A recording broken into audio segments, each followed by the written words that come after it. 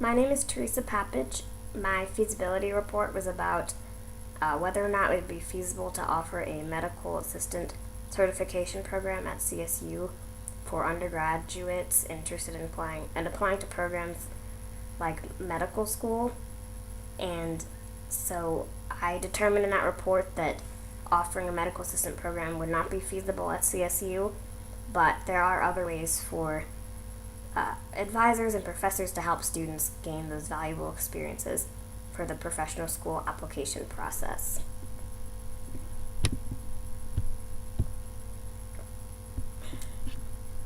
So, in this presentation, I'll explain the importance of the health of how applying to a health professional school is, why it's so competitive, and the importance of those healthcare experiences and how it helps students stand out. I'll go into how certification programs are valuable, and explain how, unfortunately, offering one of those programs won't be feasible at CSU. But finally, I'll end with how advisors can help students still gain those healthcare experiences even if they can't get that full medical assistant certification during their college experience at CSU.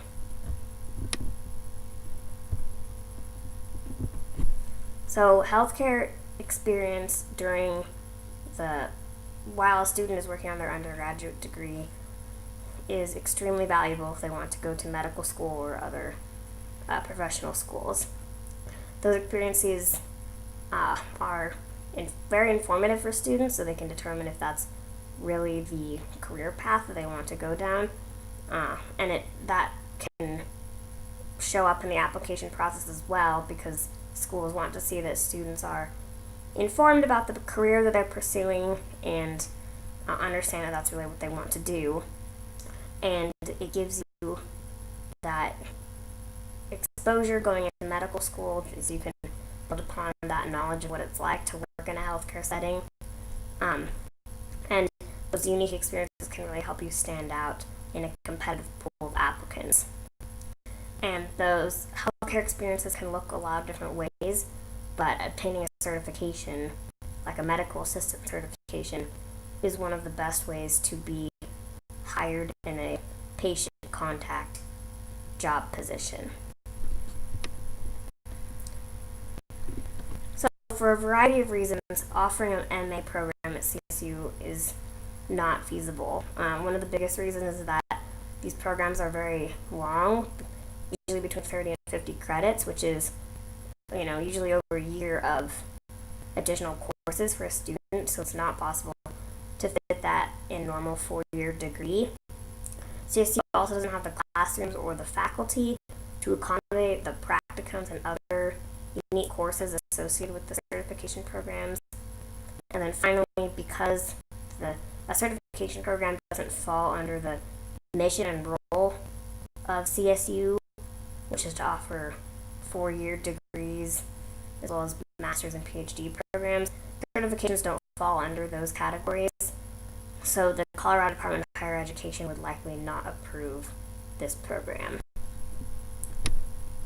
However, there are other ways that advisors can help students obtain those healthcare experiences. There are other local certification programs offered at places like Front Range Community College or private companies that, for example, hire CNAs and also provide you that CNA training. So advisors could become more informed about those programs and share that information with students.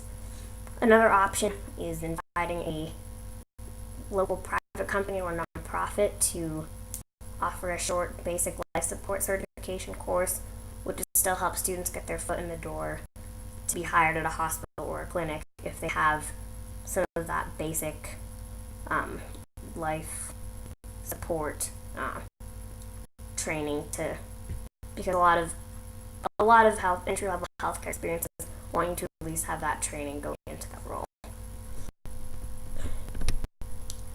So in conclusion, it's important for pre-health profession students to obtain healthcare experience while they're in college, and while offering a training program for those jobs isn't possible at CSU, advisors should be informed about other ways to tell students that they can get that training to get those jobs. So that concludes my presentation. So thank you so much for listening.